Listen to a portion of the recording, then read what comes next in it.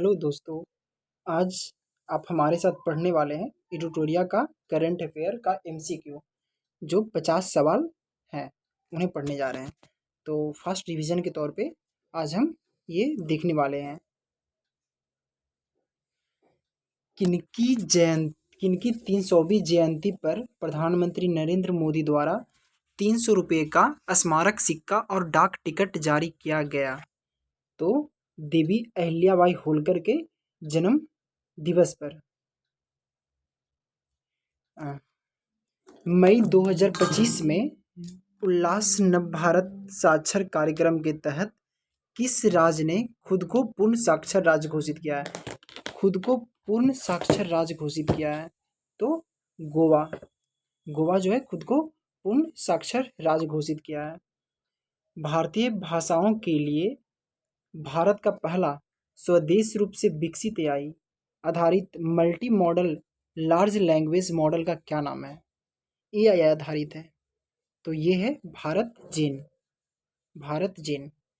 केंद्र सरकार ने जम्मू कश्मीर के किस वन्यजीव अभयारण्य को इको सेंसिटिव जोन के रूप में घोषित किया है? केंद्र सरकार ने घोषित किया है जम्मू कश्मीर के किस वन्यजीव अभयारण्य को इको सेंसिटिव जोन? तो इको सेंसिटिव जोन त्राल वन्यजीव अभयारण्य को भारत सरकार ने जनगणना 2027 की घोषणा की है, जिसमें जातिगत गणना भी शामिल होगी। यह कितने चरण में आयोजित की जाएगी? ये जातिगत गणना भी शामिल होगी जो जनगणना 2027 में घोषणा की गई है, कितने चरण में होगी? तो इसका आंसर होंगे 2 चरण में। 2 चरण में। भारतीय रिजर्व बैंक ने वर्ष 2025-26 के लिए कितने प्रतिशत जीडीपी वृद्धि का अनुमान लगाया है? कितने प्रतिशत जीडीपी वृद्धि दर? तो 6.5%। भारतीय रिजर्व बैंक ने वर्ष 2025-26 के लिए 6.5% जीडीपी वृद्धि दर का अनुमान लगाया है। भारत के पहले मानव युक्त गहरे समुद्र मिशन से संबंधित निम्नलिखित कथनों पर विचार करें और सत्य कथन का चयन करें। इनमें से सत्य कथन कौन सा है? तो भारत 2026 तक अपना पहला मानव गहरे समुद्र अन्वेषण मिशन समुद्रयान लॉन्च करेगा। ये सही है, तो पहला सही होंगे। इसके अलावा दूसरा, इस मिशन का उद्देश्य स्वदेशी रूप से विकसित पनडुब्बी मत्स्य 6000 का प्रयोग करके 8000 मीटर की गहराई पर समुद्री संसाधनों का पता लगाना है। तो ये ऑप्शन सही नहीं है। समुद्रयान पृथ्वी विज्ञान मंत्रालय के नेतृत्व में डीप ओशन मिशन का एक प्रमुख घटक है। ये ऑप्शन सही है। तो भारत के पहले मानव युक्त गहरे समुद्र मिशन के संबंधित में यह भारत 2026 तक अपना पहला मानव गहरे समुद्र अन्वेषण मिशन समुद्रयान लॉन्च करेगा। समुद्रयान पृथ्वी विज्ञान मंत्रालय के नेतृत्व में डीप ओशन मिशन का एक प्रमुख घटक है। डीप ओशन मिशन का घटक है। तो इस प्रकार आंसर इसका सी हो जाएंगे। अगले क्वेश्चन पे इस प्रकार जा रहे हैं हम। तो अगले क्वेश्चन देखने वाले हैं।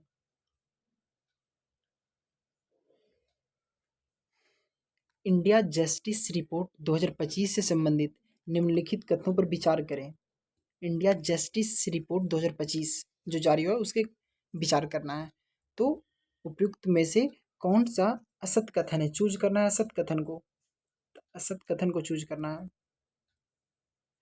तो इंडिया जस्टिस रिपोर्ट 2025 से संबंधित, तो यह रिपोर्ट टाटा ट्रस्ट द्वारा जारी की जाती है। हाँ, टाटा ट्रस्ट द्वारा ही जारी की जाती है। रिपोर्ट के अनुसार भारत में पुलिस जनसंख्या अनुपात अभी भी प्रति 1 लाख जनसंख्या पर 155 पुलिसकर्मी का है। ये भी सही है। केवल 8% महिला अधिकारी वरिष्ठ पदों पर है। ये भी सही है। न्यायपालिका में प्रति 10 लाख आबादी पर केवल 15 न्यायाधीश हैं, जबकि वांछित 50 है। ये भी सही है। तो इस प्रकार इसका आंसर उपयुक्त में से कोई नहीं, यानी असत पूछा था, गलत कौन है? तो सारे सही है, तो इसलिए इसका आंसर डी होंगे। इस प्रकार 9वां सवाल पे आ गया। असम और मेघालय सरकार ने ब्रह्मपुत्र की किस सहायक नदी पर संयुक्त रूप से 55 मेगावाट की जल विद्युत सिंचाई परियोजना शुरू करने की सहमति जताई है? असम और मेघालय सरकार ने ब्रह्मपुत्र की किस सहायक नदी पर संयुक्त रूप से 55 मेगावाट की जल विद्युत सिंचाई परियोजना शुरू करने की सहमति जताई है? तो ये है कुल्सी नदी। ये है कुल्सी नदी। कुल्सी नदी। प्रधानमंत्री नरेंद्र मोदी ने जम्मू कश्मीर के रियासी जिले में स्थित दुनिया के सबसे ऊंचे रेलवे आर्च ब्रिज का उद्घाटन किया। यह ब्रिज किस नदी पे है? ये बहुत ज़्यादा फेमस आजकल के न्यूज़ है। तो ये है चिनाब पे, चिनाब नदी पे जो सबसे ऊंचे रेलवे आर्क ब्रिज जो बनाया गया है, ये चिनाब नदी पे है। अगले सवाल अ, अगले सवाल में पूछा गया है कौन सा कथन सही है? कौन सा कथन सही है? तो इसके लिए विश्व स्वास्थ्य दिवस 2025 की थीम स्वास्थ्य स्वस्थ शुरुआत, आशाजनक भविष्य, मातृ और नवजात शिशु स्वास्थ्य पर केंद्रित है, जिसका उद्देश्य वैश्विक नीति कार्रवाई को गति देना है। तो ये सही है। ये सही है। यानी विश्व स्वास्थ्य दिवस 2025 की थीम स्वस्थ शुरुआत, आशाजनक भविष्य, मातृ और नवजात शिशु स्वास्थ्य पर केंद्रित है, जिसका उद्देश्य वैश्विक नीति कार्रवाई को गति देना है। सही है। यह दिवस विश्व स्वास्थ्य संगठन WHO की स्थापना के उपलक्ष्य में 7 अप्रैल को मनाया जाता है, जो 1948 में स्थापित हुआ था। ये भी सही है। WHO की स्थापना 1948 में हुई थी और 7 अप्रैल को विश्व स्वास्थ्य दिवस मनाया जाता है WHO के उपलक्ष्य में। सही है। तो इस प्रकार इसका आंसर दोनों सही है। इसका आंसर दोनों सही है। अब 12वें सवाल पे आ जाते हैं। किस व्यक्ति ने गुजरात के मोढेरा में लगातार 20,000 बार सूर्य नमस्कार करने का विश्व रिकॉर्ड बनाया? गुजरात के मोढेरा में 20,000 बार सूर्य नमस्कार करने का विश्व रिकॉर्ड बनाया है। तो संदीप आर्य जो कि हरियाणा के हैं, संदीप आर्य हरियाणा के जो है, इन्होंने ये रिकॉर्ड बनाया है। किस बैंक ने भारत के शहरी बुनियादी ढांचे को उन्नत करने के लिए 10 अरब डॉलर तक निवेश करने की घोषणा की है? 10 अरब डॉलर तक निवेश करने की घोषणा की है। तो ये है एशियाई विकास बैंक। एशियाई विकास बैंक जो है, ये शहरी बुनियादी ढांचा को उन्नत करने के लिए लगभग 10 अरब डॉलर तक का निवेश करने की घोषणा की है। तो अगले क्वेश्चन पे आते हैं। किस राज्य की 2 आर्द्रभूमि खीचन और मेनार को आधिकारिक तौर पर रामसर स्थल घोषित किया गया है? तो ये तो आप जान ही रहे हैं, राजस्थान। भारत का कौन सा शहर सबसे अधिक तेंदुओं की संख्या वाला महानगर तथा भारत की तेंदुआ राजधानी बन गई है? भारत की तेंदुआ राजधानी मोस्ट इम्पॉर्टेंट। तो ये बेंगलुरु जो है भारत की तेंदुआ राजधानी बन गई है। 16वें नंबर, इतिहास में पहली बार दुनिया की पहली एकीकृत पक्षी सूची आधिकारिक रूप से जारी की गई है। मतलब किसने किया है पक्षी सूची जारी? तो पक्षी सूची जारी एवी लिस्ट ने किया है। एवी लिस्ट ने किया है। विश्व बैंक द्वारा जारी एक रिपोर्ट के अनुसार भारत में वर्ष 2011-12 में गरीबी दर 27.1% से घटकर कितनी हो गई है? 27.1% से घटकर 5.3% हो गई है। विश्व बैंक द्वारा जारी एक रिपोर्ट के अनुसार भारत में वर्ष 2011-12 में गरीबी दर 27% थी, जो घटकर अभी 5.3% हो गई है। भारतीय रिजर्व बैंक से एनबीएफसी लाइसेंस प्राप्त करने वाली कौन सी कंपनी एनबीएफसी प्राप्त करने वाली कौन सी कंपनी भारत की ई कॉमर्स कंपनी बन गई है? भारत की ई कॉमर्स कंपनी बन गई है। तो ये है इसके आंसर होंगे। सवाल है भारत की भारतीय रिजर्व बैंक से एनबीएफसी लाइसेंस प्राप्त करने वाली कौन सी कंपनी भारत की पहली भारतीय ई कॉमर्स कंपनी बन गई है? तो ये फ्लिपकार्ट है। फ्लिपकार्ट इसके आंसर होंगे फ्लिपकार्ट। किस राज्य सरकार ने पहली कक्षा से विद्यार्थियों के लिए बुनियादी सैन्य प्रशिक्षण शुरू करने की घोषणा की है? तो ये है महाराष्ट्र। और भारत ने ईरान में फंसे भारतीय छात्रों को वापस लाने के उद्देश्य से किस ऑपरेशन की शुरुआत की है? ये तो आप इसके ऑप्शन से भी आप समझ सकते हैं। इसमें होंगे मतलब ईरान के आसपास से जो इस समय से थोड़ा फेमस है वो सिंधु है।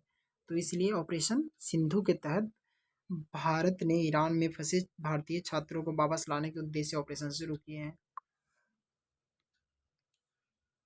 21 नंबर सवाल अब देखने वाले हैं।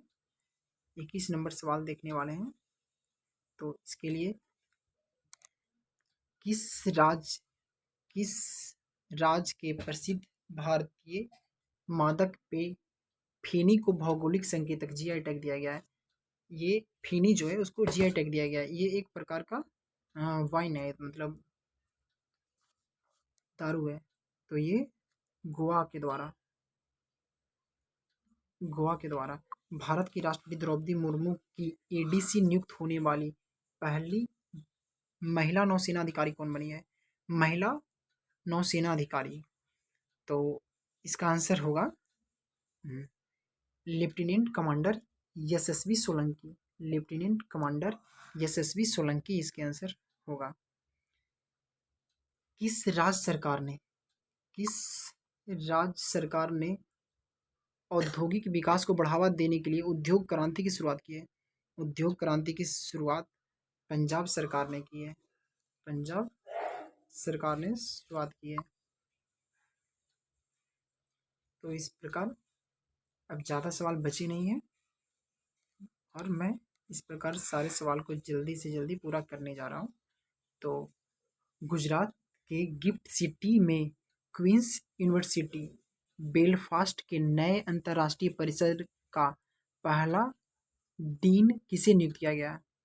गुजरात के गिफ्ट सिटी में क्वींस यूनिवर्सिटी बेलफास्ट के नए अंतर्राष्ट्रीय परिसर का पहला डीन किसे नियुक्त किया गया है? डीन किसे नियुक्त किया गया है?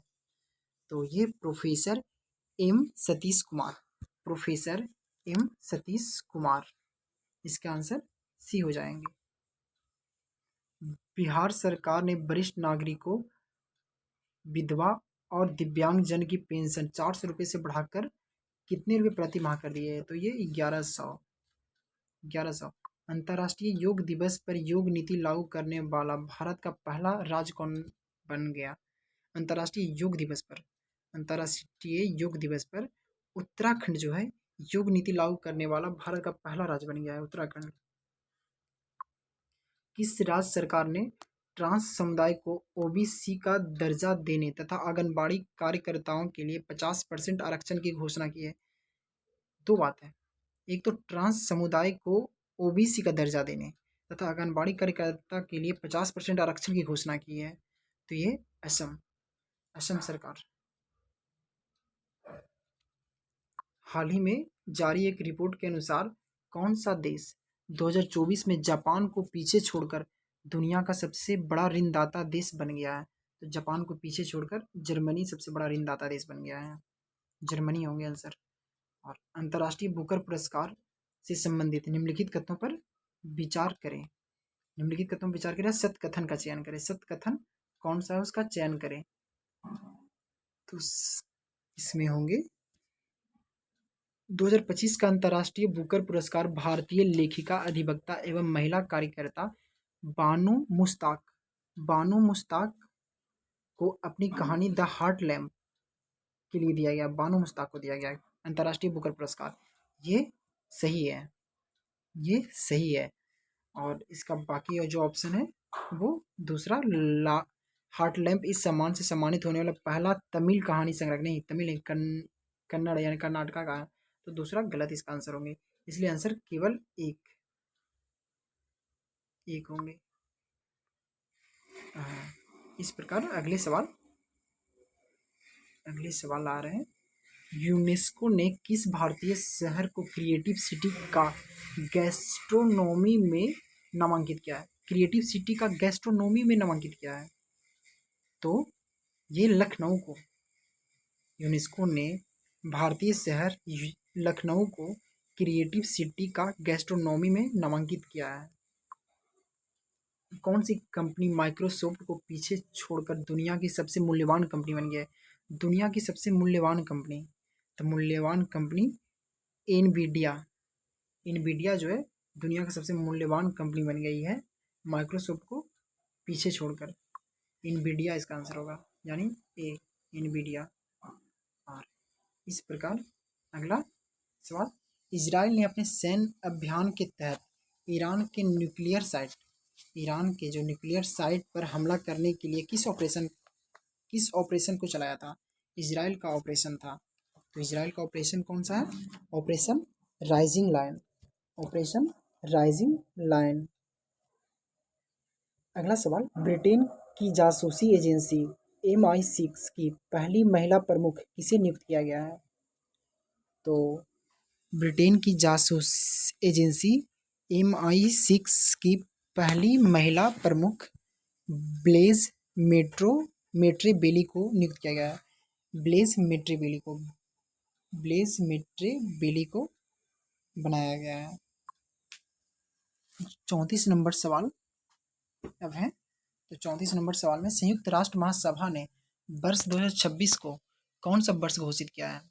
संयुक्त राष्ट्र महासभा ने वर्ष 2026 को कौन सा वर्ष घोषित किया है? 2026 को संयुक्त राष्ट्र ने 2026 को अंतर्राष्ट्रीय महिला किसान वर्ष घोषित किया है। अंतर्राष्ट्रीय महिला किसान वर्ष संयुक्त राष्ट्र महासभा ने 2026 को घोषित किया है, अंतर्राष्ट्रीय महिला किसान वर्ष। सतत विकास सूचकांक 2025 में भारत को कौन सा स्थान प्राप्त किया है? सतत विकास लक्ष्य में भारत को 2025 में कौन सा? 2025 में भारत को सतत विकास लक्ष्य में 99वां स्थान प्राप्त हुआ है। वैश्विक लैंगिक अंतराल सूचकांक 2025 में शीर्ष स्थान किसे प्राप्त हुआ है? शीर्ष स्थान ये प्राप्त हुआ है आइसलैंड को। भारत और किस देश के बीच उलान बटोर में नोमैडिक एलिफेंट के 70वें संस्करण का आयोजन किया गया है? नोमैडिक एलिफेंट के 70वें संस्करण का जो आयोजन किया गया, किस देश के बीच? भारत और किस देश के बीच? तो भारत और मंगोलिया के बीच उलान बटोर में नोमैडिक एलिफेंट 2025 के 70वें संस्करण का आयोजन किया गया था। इसका आंसर होगा मंगोलिया। अमेरिका ने किस ऑपरेशन के द्वारा ईरान के 3 परमाणु ठिकानों पर हमला किया? ये जो था इसी के तहत वहाँ का बंकर को जो तोड़ा गया था। तो इसका आंसर होंगे ऑपरेशन मिडनाइट हैमर। काफ़ी चर्चित सवाल ये है। IPL मैचों में 300 छक्के लगाने वाले पहले भारतीय बल्लेबाज कौन बने हैं? 300 छक्के लगाने वाले IPL में 300 छक्का, ये रोहित शर्मा जो है IPL में 300 छक्का लगाया है। किस भारतीय खिलाड़ी को क्रिकेट में उनके महत्वपूर्ण योगदान के लिए ICC हॉल ऑफ फेम में शामिल किया गया? ICC हॉल ऑफ फेम में शामिल किया गया ये महेंद्र सिंह धोनी को। किस भारतीय महिला निशानेबाज ने म्यूनिख में आयोजित ISSF वर्ल्ड कप में 10 मीटर एयर पिस्टल स्पर्धा में स्वर्ण पदक जीता है? महिला है और 10 मीटर एयर पिस्टल में स्पर्धा में स्वर्ण पदक जीता है। ये कौन है? ये सुरुचि सिंह। किस भारतीय विकेट कीपर बल्लेबाज ने टेस्ट मैच की दोनों पारियों में शतक लगाया है? किस भारतीय विकेट कीपर बल्लेबाज ने टेस्ट मैच की दोनों पारियों में शतक लगाया है? तो दोनों पारियों में शतक लगाने वाला ऋषभ पंत है।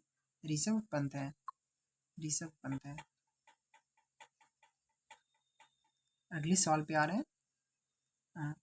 ICC विश्व टेस्ट चैंपियनशिप 2025 का खिताब किस देश ने जीता? ICC विश्व टेस्ट चैंपियनशिप 2025 का खिताब किस देश ने जीता? दक्षिण अफ्रीका ने जीता है। निम्नलिखित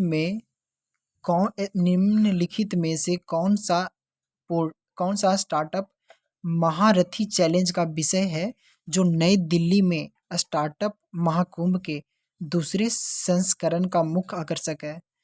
तो इसमें आंसर हो जाएंगे एग्रीटेक और बायोटेक्नोलॉजी और हेल्थ टेक, और इसमें हो जाएंगे AI, डीप टेक, साइबर सुरक्षा। तो इसका आंसर होंगे ट्रिपल ट्रैक तो नहीं होंगे, एग्री ट्रैक होंगे, बायोटेक्नोलॉजी और हेल्थ टेक होंगे, AI, डीप टेक और साइबर सुरक्षा होंगे। तो 2, 3, 4 आंसर डी होंगे। इस प्रकार अगले सवाल, फ्रेंच ओपन 2025 का पुरुष एकल विजेता कौन बना?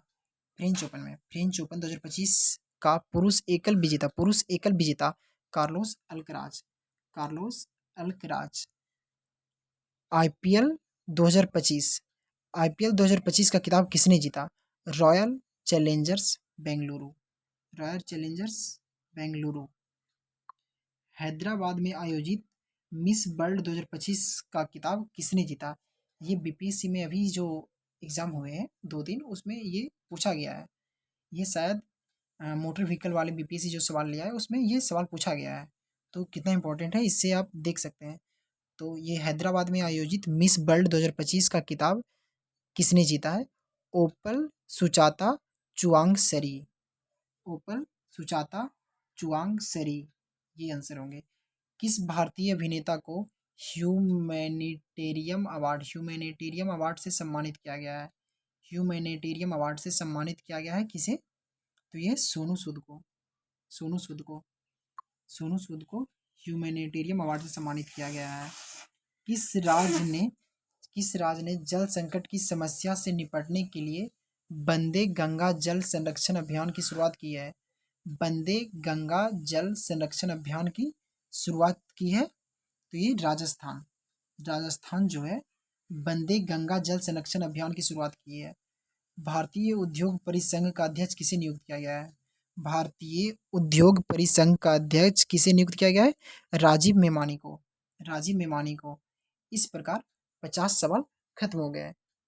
तो अगला सवाल अगले दिन आपको मिल जाएंगे। तो धन्यवाद आपका। बहुत बहुत धन्यवाद।